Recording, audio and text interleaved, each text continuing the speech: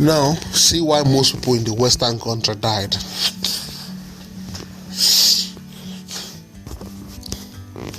It's not stubbornness of anything. It has nothing to do with people who refuse to wear masks. It has nothing to do with them. It has to do with the law the government was bringing, the media, and the hospitals.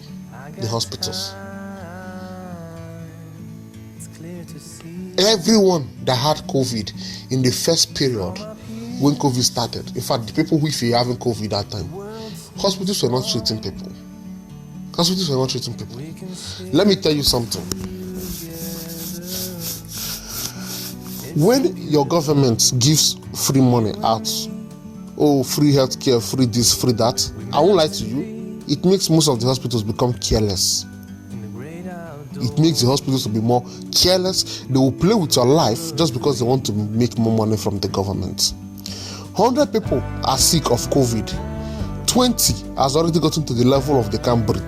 They admit them. Were they treating them? No. They just left them in the hospital there. They just left them there, nothing. They're giving them, you need ventilator now, start giving ventilator. You need oxygen now, start giving oxygen. You need drips now, start giving drip. They were not treating the people. They were watching the people sick and die and hoping, if any of them will recover by themselves. This was what they were doing the first 100 days of coronavirus. They were not treating people. All the suggestions that were coming up from some experts, just because the experts are wrong people that they don't like, they don't support, they don't take their idea. Hospitals were watching people die. They just left them there, and then at the end of the day, they write the check to the government. Which government is sending money to pay them or to pay everything? Because some of those families couldn't afford those things. It's government that is paying. Till now, many countries now, America, all of them, they are releasing billions of dollars to all the hospitals. All of them are going to be compensated for everything that was used by COVID patients, both dead and alive. They were not treating people. Do you know why they were not treating people? Let me tell you again.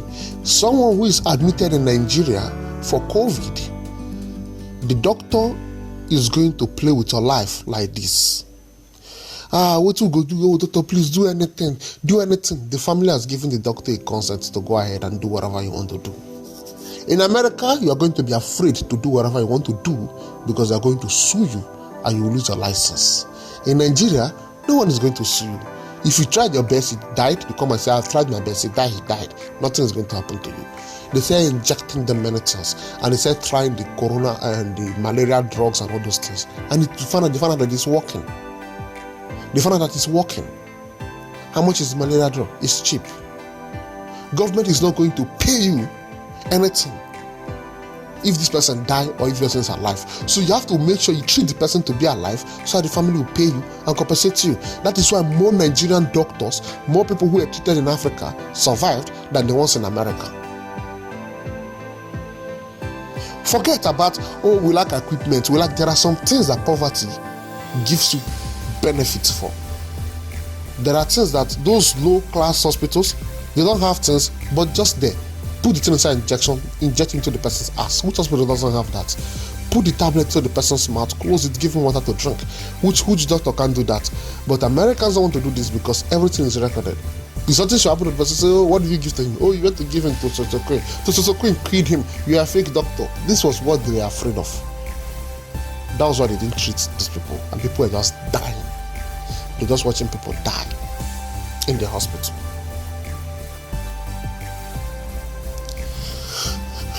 They're just watching people die. They're not treating. Some nurses were crying. If you remember those days, that they come to work, they don't do anything, they don't give them enough this thing. They just tell them to be looking at people. They just tell them to do this. People are just dying. They're not treating people. You're not treating people. Only in Nigeria, you see, I don't know. Even in Nigeria, even some patients, the parents suggest, one doctor say, make you try this one. You don't try him. Make you try him. Okay, let's give it to him. Yeah, come, I'll give it to him yourself. Come. And they found out the thing is working. I remember when I was sick, I was heavily sick. Every evening like this, I can't breathe. I was choking to death. My chest was compressing. I don't know the type of sickness it was. If I'm a rich person, I'll call ambulance, they'll carry me. They start giving me ventilator in the evening to watch my breath, blah blah blah. But as a poor person I am, I don't have that money. Something came to my mind. Go and buy a inhaler. I bought inhaler 150 gauges. I sprayed, I got better. It's my life. I played with my life, but it worked.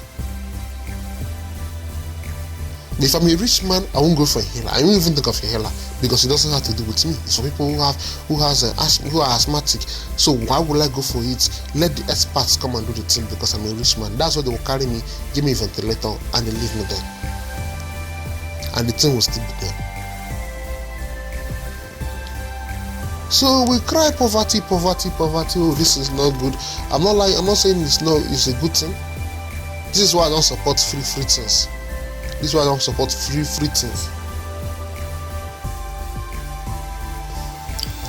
What you work is what you should be paid for. So this is the reason many people died in America. And again, many of them are not familiar with all these viruses. Many of them are not familiar with it. Their body has never had malaria. Their body has never had some bites, some poisonous things, some sickness has never happened to them. Some tropical sickness has never happened to them. Even so many of them are even surprised when they saw the word corona. A Nigerian brought out the toy. They wrote, "It prevents coronavirus." There are so many types of coronavirus. It's not this particular COVID, but there are so many types. So for you that in Africa, many of our lifestyles, many things we use, our soap, our Dettol, all those things are already in the guideline of coronavirus type of diseases. I don't know if you get me. We're already using them. Aza, all those things. The average Nigerian bathes with all this, what's this soap? Medicated soap. An average Nigerian home, you won't open a bathroom, you won't see one medicated soap in Nigerian house.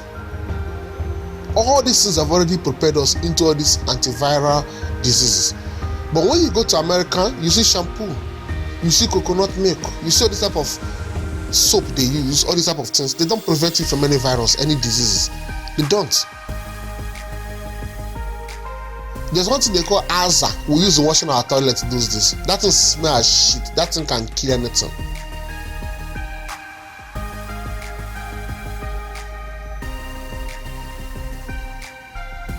So it's nature that just drag the people in Africa to be able to survive it. Because people are thinking, oh, maybe it's our DNA, it's black. No. Why about black people? A lot of black people died in America because they never lived our lifestyle. A lot of black people died in America. So it's not by that. They never lived our lifestyle. We have typhoid.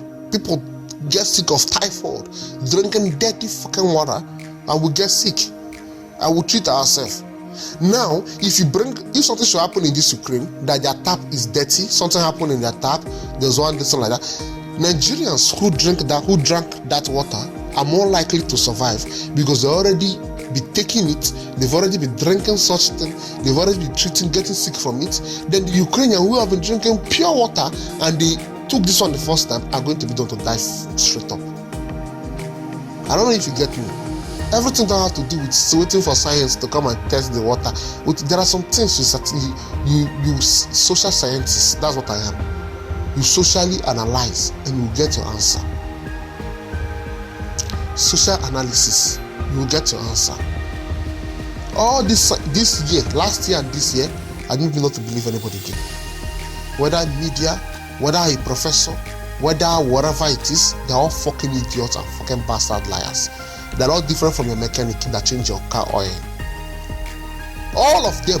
Don't see him, the PhD doctor, he has a dumb skull. His brain is empty. They look at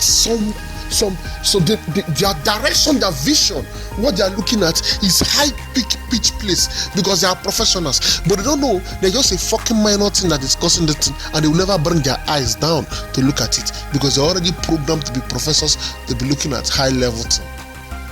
The same thing happens with my car. I took my car to a whole 2-3 Toyota offices with their experts. They don't know where the fuck the sound that is coming out from my car is coming from. Some are guessing it's engine, some are guessing it's gearbox. But I took it to a fucking local man. He said, oh, this is from exhaust pipe. It's exhaust pipe. Nothing will make Toyota to check exhaust pipe. Nothing will make all those high-class specialists to look at exhaust pipe. They are already specialized in gearbox, automatic, whatever, Triptronic type of gearbox and engine. Those where their eyes were. Those all their computer they put. They'll come, they plug computer, computer will read that thing. Will read, oh, everything is fine. Oh, it may be this one. Computer won't look at exhaust because exhaust is not part of the program that is in the computer. I don't know if you get me. The man who saw the thing didn't use computer. He just raised it up. He hit it. He said, look at the problem here. And he fixed it. 400 grievance after spending thousands of grievance doing diagnostics, driving, carrying the car up and down, I'm hearing the noise. It's the same thing with doctors. It's the same thing with hospitals. It's the same thing with those big countries.